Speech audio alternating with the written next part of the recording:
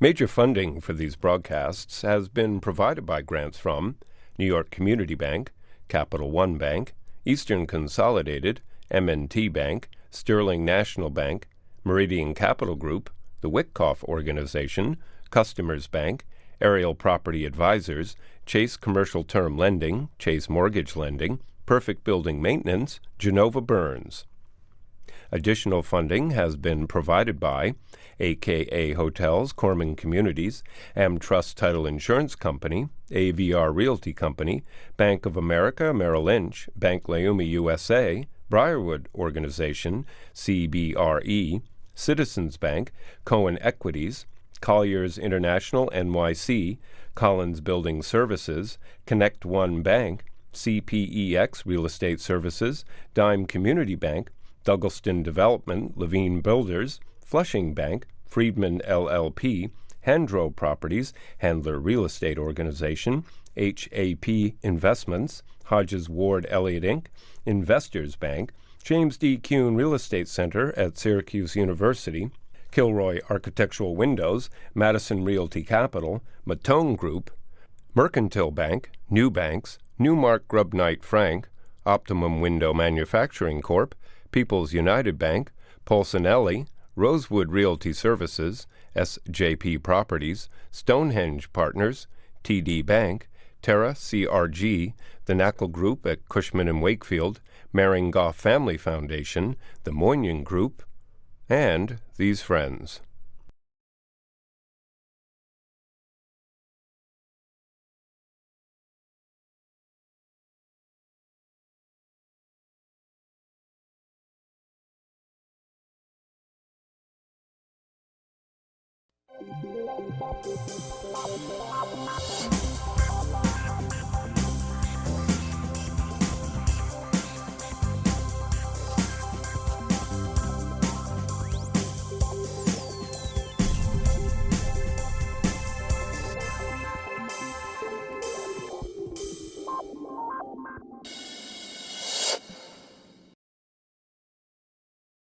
It's called Staten Island. There's lots of things going on in Staten Island.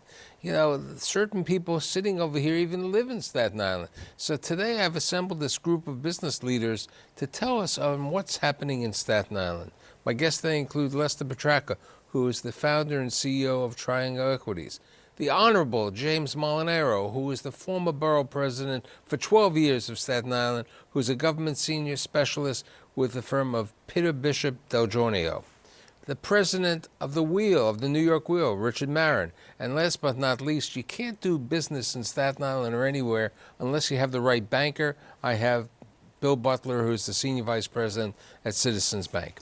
So how many years have you been in Staten Island? It's 1 month before the bridge opened. That's 64. 1 month before the bridge opened. So if my calculation is... A little more than 50 years. It's 50, it's going to be 53 years. So tell us what's happening today. Because I'm sort of a carpetbagger. Yeah, you're a carpetbagger. I know you're a Brooklyn boy originally. No, Manhattan, really. Manhattan. I came from Brooklyn. It was a short period of time I stayed in Brooklyn. But you were so instrumental in doing a lot of great changes over there. What are you seeing, fruition after the last couple of years? I mean, you were responsible for helping Lester get involved, to build Lighthouse Point, some involvement with Richard over there on the Wheel in New York City. Where do you see what's happening, and how do you feel about this? Well, I'm delighted that people like Les and Marin won't jeopardize their money to make it a better community. And it's just great for the community. And I recall when Mayor Koch called me and told me about the Wheel. He says, if you don't want it, if you feel it's going to be detrimental, you're going to have a problem with it, he says, they'll go somewhere else. I said, I love it. I want it. I want it. And the same with Les. Les was a 7 or 8 year battle. It's 10 years. It's 10 years. Well, now, but I mean, now it's the last 3 or 4 years it's confirmed it's in place. But prior to that, it was a battle. Staten Island is a very difficult community to engage. They're very vocal. They have no problem coming to your house and picketing your house. They picketed my house recently, and I'm not even the borough president because of Mount Maurice, the piece of property there that's was actually sold while I was borough president. And they picketed my house when VC Paper decided they wanted to build a paper mill in Staten Island. They didn't want it. Yeah, but this is what happens with protests and everything else. Right. Right now, let's look at some of the developments that are taking place. We have a 630-foot wheel, which is your project over there. Mm-hmm. We have a new parking That's part of it. part of the wheel over there. 950 car garage. 950 car garage, which is great because it's going to help the wheel. It's going to help, it's going to be not far from your property at Lighthouse Points. Okay, and it's also going to be next to the outlets, which we'll talk about over there. You have the Irby, which was built in Stapleton, correct? Which is a combination of about 900 residential units, approximately 20 to 25% affordable. And you have some development, other development taking place. Renovation of the Staten Island, in addition to the Staten Island Shop Mall, which has been around, one of the best successful shopping centers.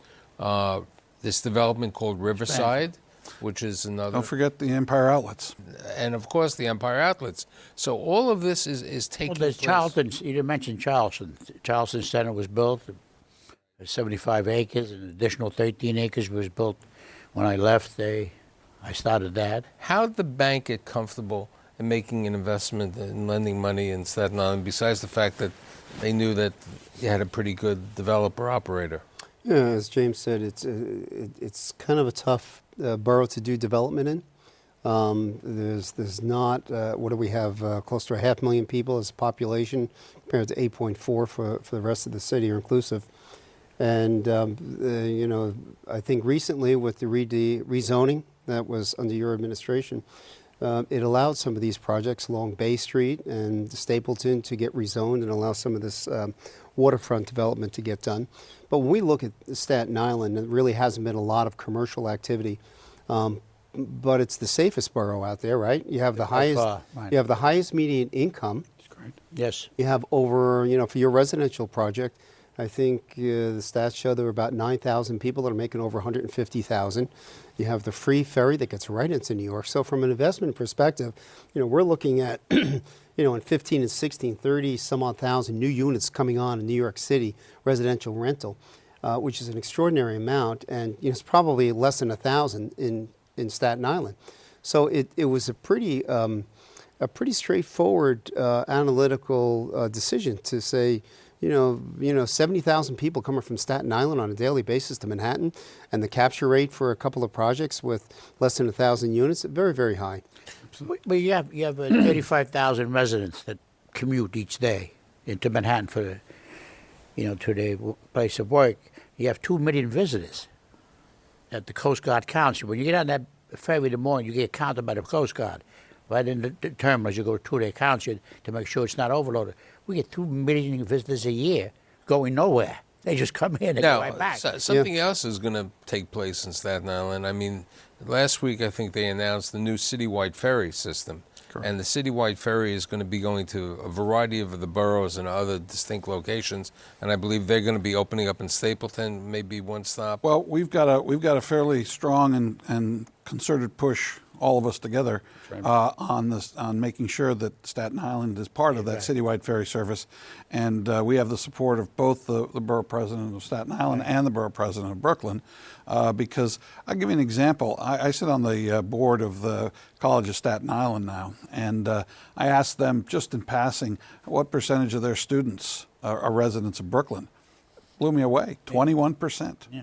21% of a very big college, almost 3,000 students have to come over from Brooklyn over that bridge every day. Right, and that's one of the good parts about this new citywide ferry, that it's going to be the same price as taking mass transit. It's going to be $275, and it's really going to have some great advantages for a variety of boroughs, and it could do great work for Staten Island. We wanted to stop at 2 locations. One is in Stapleton, and the other is at the ferry dock that we're building with the Empire Outlets Mall, right next to the Staten Island Ferry Terminal. Has that been approved, or? Yes, I mean it's all been. It's in LOI with EDC right now, so we are building that in the course of the next year. Let's talk a little bit about the New York Wheel. Tell us where you are, what the status is, and where do you expect to get people feelings about that? Well, you know, people say to me every day, when are you going to start work? And having started in May of 2015 and having $350 million in the ground so far, it's a little disconcerting when people say, when are you going to start? Because they don't see it yet. Well, because if you saw the 2 buildings worth of structural steel that we have below ground underneath the wheel itself, you'd understand how much work there is in getting ready. I jokingly put the music All About the Bass on when I think about the wheel, because if you don't get the bass right, the rest doesn't work really well. So no, we're right at the point now where you will see our big cranes going up in the next 2 weeks. They're coming over from the South Brooklyn Marine Terminal by barge, and they're being put in place. And we have the legs sitting at the South Brooklyn Marine Terminal. They were fabricated in Italy, and they'll be going up probably in March sometime. And people will have a hard time avoiding seeing this when you have 4 legs sticking up 300 feet into the air. Now, how many people can be on the wheel at one time? Well, the statistic I like to use, we have 36 capsules that take 40 people each. They're 10 by 5 meter capsules. That means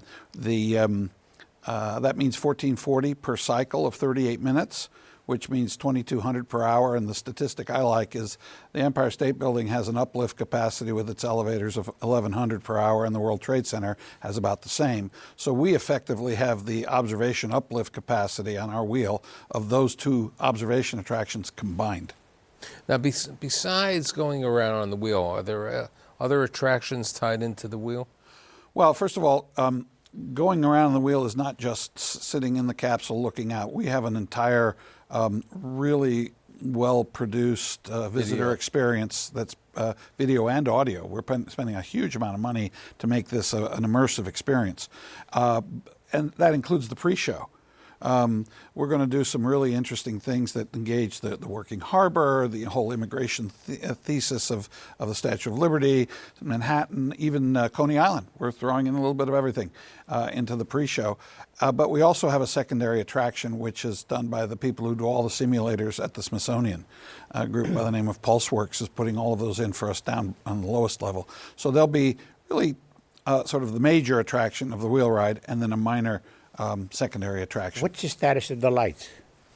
Well, we have about 5 miles of LED lighting that we have approved to put on the wheel. They face all out towards the harbor, and we're going to have one of the most interesting and attractive light shows of any harbor in the world. And when do you think the real opening date will be? The middle of 2018. We've been saying, by the middle of 18 for some time now. Let's talk about Lighthouse Point. Sure. Tell me, it was in planning for a long time. What is it? Lighthouse Point is a 2-phase project. We're currently in construction in phase 1. We have just finished our supportive excavation, which is, Rich can tell you from living next door and looking down, is a very big hole. Very big. Very big. And have started to pour concrete. And that will be 65,000 square feet of retail on 3 floors, and 115 units of residential rental apartments. Let's talk about the retail and Sure. It's retail and office, right? It's retail and office. It's anchored by Regis. They're going to be putting in their concept they call Spaces, their flagship, which is co-working. Co-working. It's kind of a hipster spin to the co-working. So they're very excited about that. And we are talking with other restaurants and supermarkets for the additional remaining space. So how much additional remaining space? About 35,000 square feet remaining. Perfect for another, like a Trader Joe's type of... We're talking to those type of Aldi's supermarkets. Or Yep.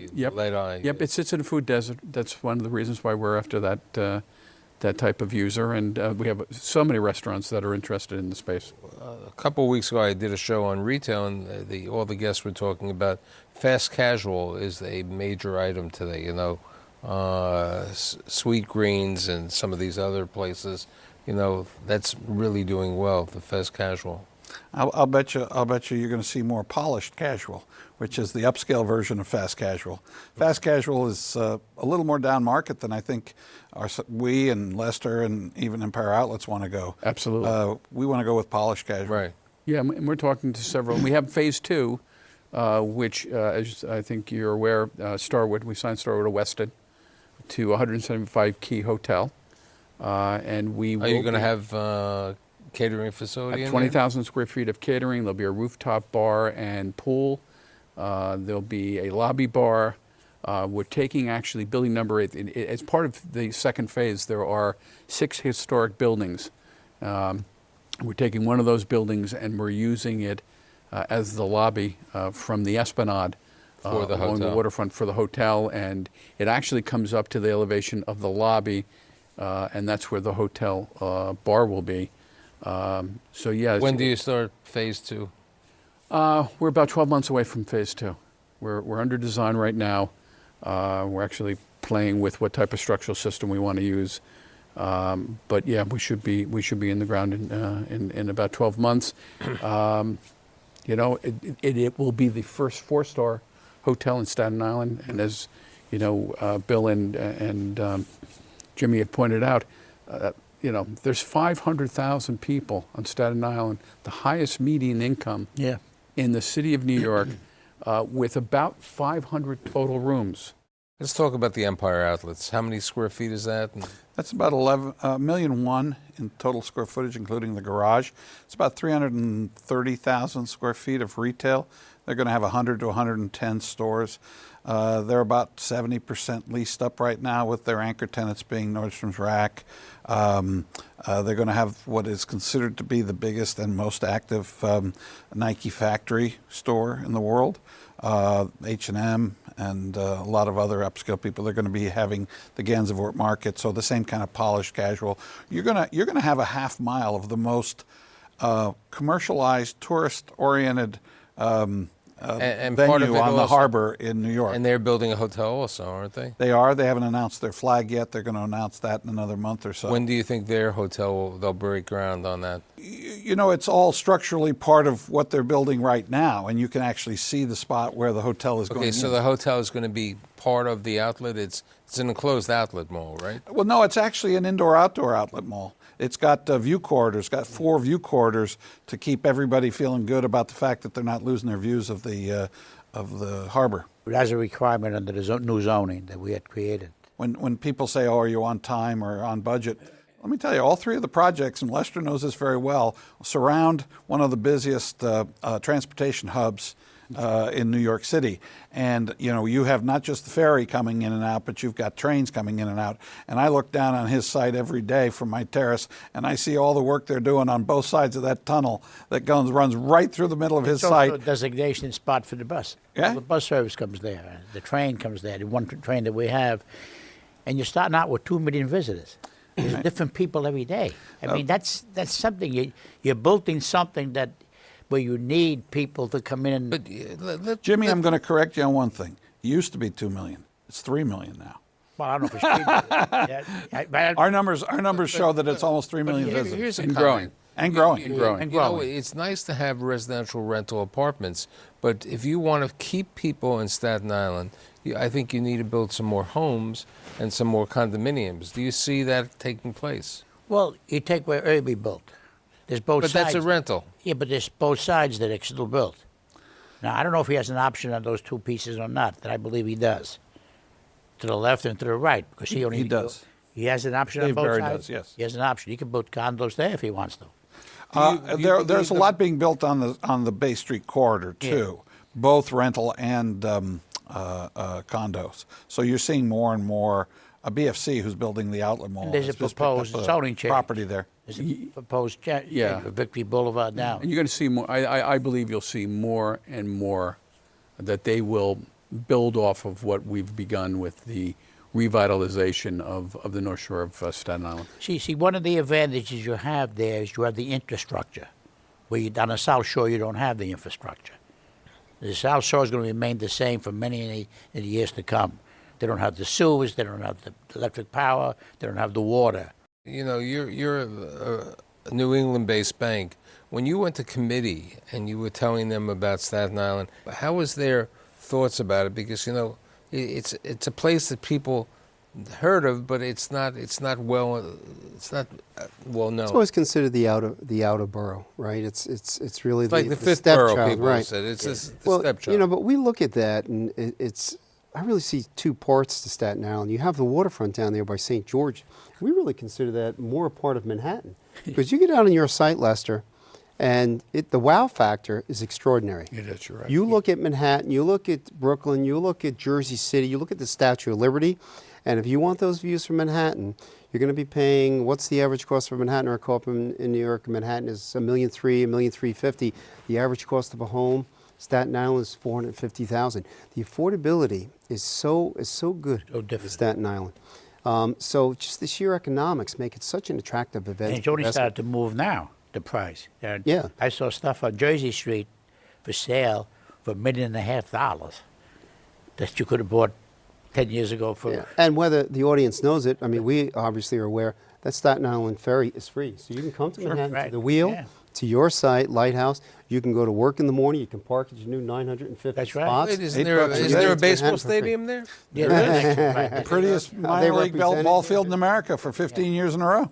Right. So you have the ball field, and then wasn't there the renovation of the movie theater or the Bay Street? The St. that's George not for Theater. profit. The St. George Theater is one of the Yes. largest theaters. It's 2,000 seat capacity in St. George. It's Beautiful. 1,800 seats. And we're marketing all over the world.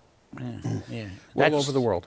That is the As collectively as a group, Destination St. George It has is the largest marketing all over. unsupported balcony of any theater in New York City. It's To- amazing. Yeah, to answer what your holds it question, up. it's not about are you lending in Staten Island, is it a smart investment?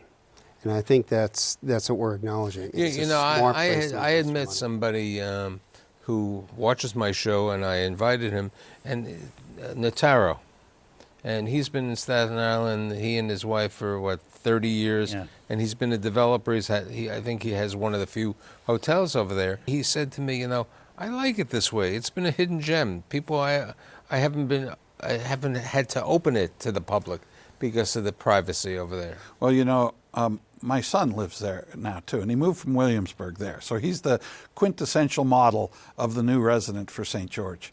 Where does he work? He has his own event business, so it's very much oriented towards the tourism that's coming.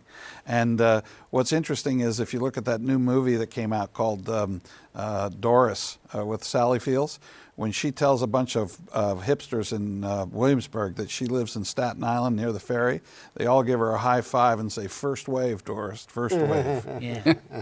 You should have heard the applause at the Staten Island movie theater when they said that.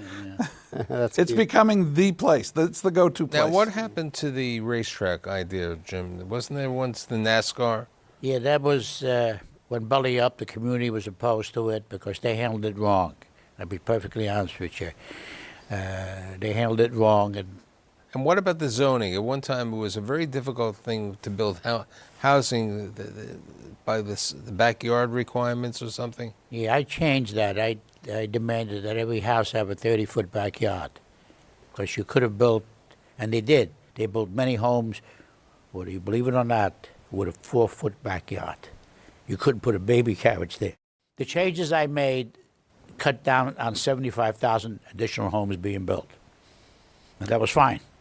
What about mass? Okay, part of what they're trying to do in New York City, in Manhattan specifically, is upzone, increase the height of properties. Are we seeing? You can't for two reasons. One, I told you there's no infrastructure. Second is the transportation. There is no transportation.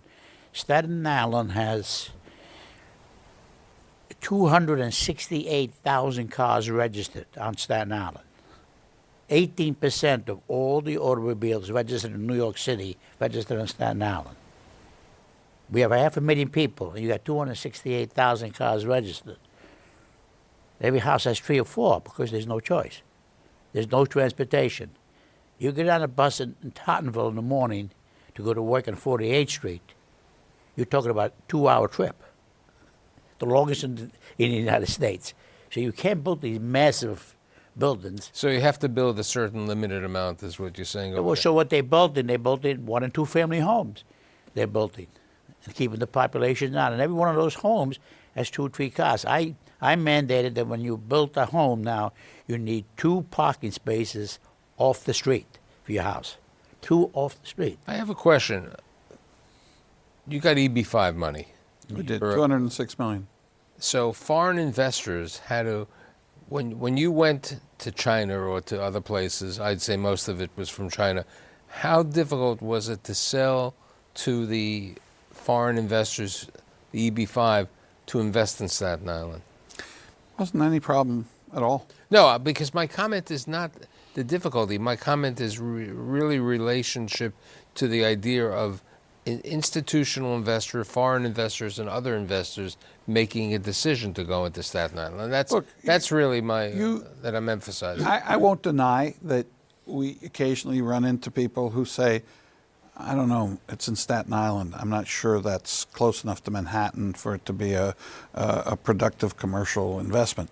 And I would say that there are fewer and fewer of those people because there's been so much positive press about what's going on in Staten Island now.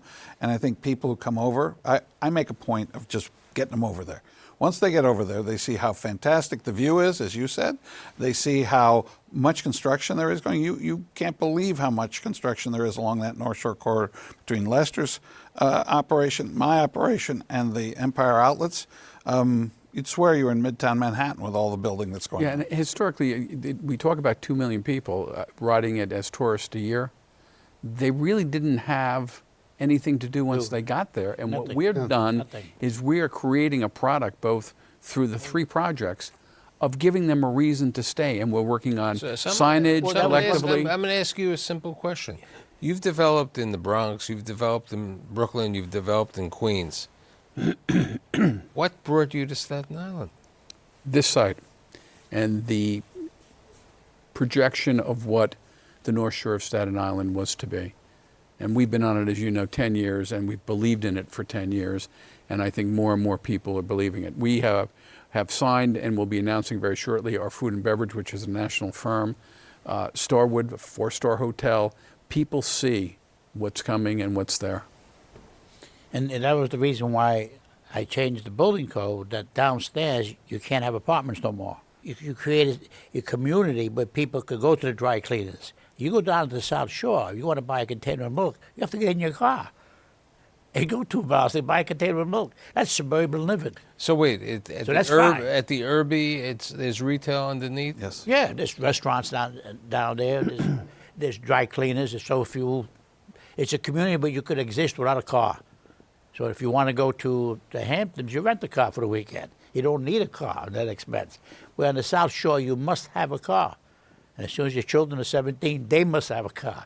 And there's available capital, whether it's my bank, you have Starwood investing in the hotel, you have Lupert, right, who is your investor. Adler, right. You have Goldman Sachs, their investment we have fund. Goldman you have as well. EB5. The capital is now there and available for You Staten being a Island. banker, is it true that bankers go where money is needed? And they could do business? It's long like, as we can get some wait a interest in second, fees. Willie Sutton. Thinking about Willie Sutton. Willie Sutton said, why do I rob banks? That's where the money is. That's all. Yeah. Well, the point I'm making is this. The amount of expansion on banks on Staten Island is amazing in the last 10 years. Amazing. Investors Bank is putting a bank on every corner. You turn around, it's not a bank. Yes. You know? So they must know something. In summation, when we do a show in 2018 about Staten Island, there's going to be a Lighthouse Point, there's going to be Empire Outlets, there's going to be the New York Wheel, there's going to be more residential, and I think the outlook for Staten Island is very positive. Absolutely. I'd like to thank Lester Petracca, Thank you. Jim Molinaro, Richard Marin, and Bill Butler, and I'll see you These are next good week. times, and thank these people for their investments.